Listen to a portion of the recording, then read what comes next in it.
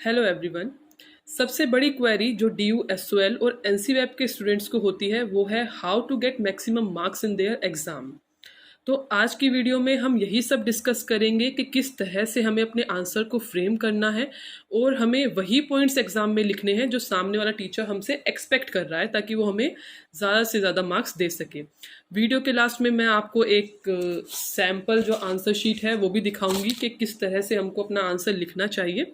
तो आप लास्ट तक वीडियो में बने रहिए।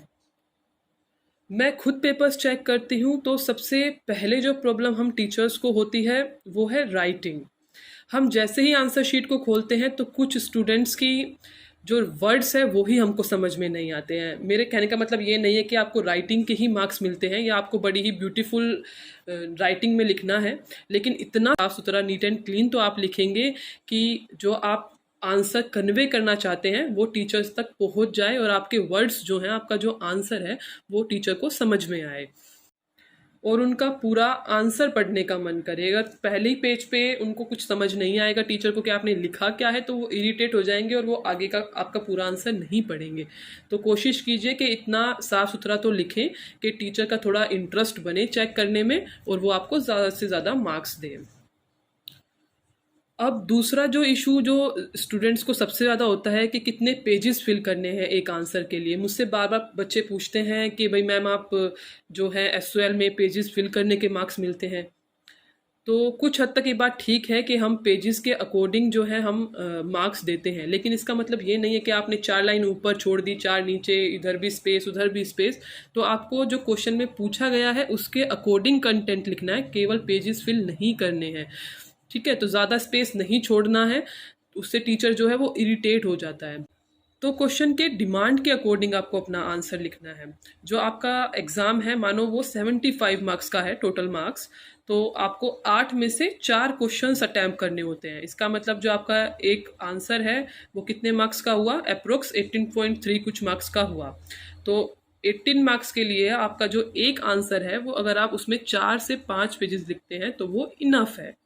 लेकिन वो 4-5 पेज कैसे लिखने हैं, उसमें जो क्वेश्चन में पूछा गया है वो कंटेंट लिखना है। ऐसा नहीं है कि आप सारे में स्पेस छोड़ते चले, 4 लाइन इधर 4 लाइन उधर, ऐसा आपको बिल्कुल भी नहीं करना है। नीट एंड क्लीन लिखना है और बस एक मार्जिन लेके शुरू में और अपना आंसर लिखना स्टार्ट करें जो क्वेश्चन में पूछा गया है।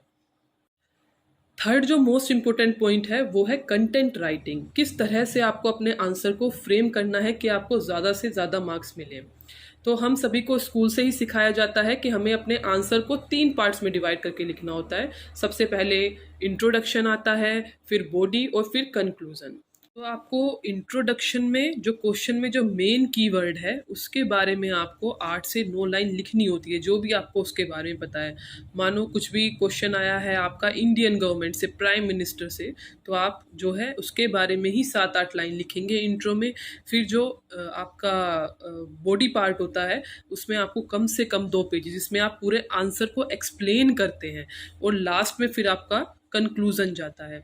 तो कुछ बच्चे पूछते हैं कि हमें पॉइंट्स में लिखना चाहिए या पैराग्राफ्स में, तो आपको दोनों में लिखना चाहिए। मानो आपने इंट्रोडक्शन पैरा में दिया तो आप बॉडी में थोड़ा सा पैराग्राफ लिख के आप फिर पॉइंट्स में अपने आंसर को एक्सप्लेन कर सकते हैं। तो आपको बस जो क्वेश्चन में पूछा गया है, जो जिसने एग्ज़ाम बनाया है, जो उसकी डिमांड है, आपको उसके अकॉर्डिंग आंसर लिखना है, तो आपको ज़्यादा से ज़्यादा मार्क्स तब मिलेंगे। तो जो एग्जामिनर की डिमांड है, जो क्वेश्चन में उसने आपसे पूछा है, आपको उसी के अकॉर्डिंग अपना कंटेंट लिखना है।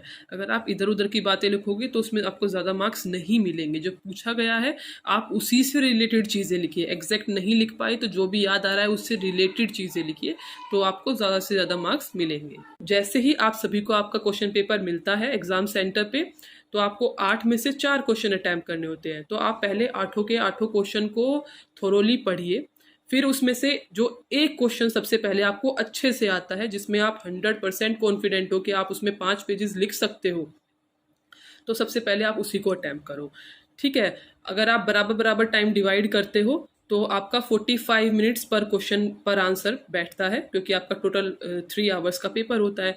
लेकिन जो पहला क्वेश्चन है उसको आप 10 मिनट ज़्यादा दो, उसको आप 1 घंटा दो और बाकी के 3 क्वेश्चंस को 40 मिनट दो।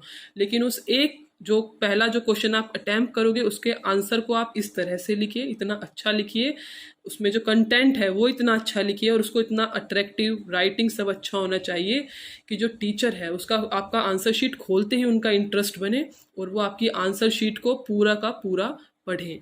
ठीक है, तो उससे आपको जो है मार्क्स जो है वो मैक्सिमम, ज़्यादा से ज़्यादा मैक्सिमम मार्क्स आपको मिलेंगे।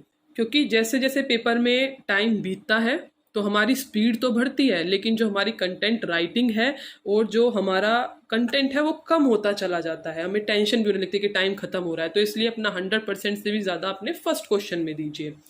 ठीक है, जैसे एग्जाम्पल लो कि आपका इंडियन गवर्नमेंट एंड पॉलिटिक्स का एक क्वेश्चन है सेकंड सेमेस्टर का कि फंडामेंटल राइट्स में और डीपीएसपी आपके नीति निर्देशक में, दोनों में कॉन्ट्रास्ट भी बताना है और जो उनमें सिमिलरिटीज है वो भी बताना है। ठीक है, कंपैरिजन। तो आप इसको डिवाइड कैसे करोगे कि इसमें 4 कीवर्ड्स आप निकालोगे कि फंडामेंटल राइट है, डीपीएसपी है, सिमिलरिटीज है और डिसिमिलरिटीज है। ठीक है, तो आपको इन चारों के बारे में भी लिखोगे तो आपके 4 से 5 पेजेस आराम से हो जाएंगे। तो आपको घबराना नहीं है, पहले क्वेश्चन को पढ़ो और फिर अच्छे से आंसर अपना लिखो।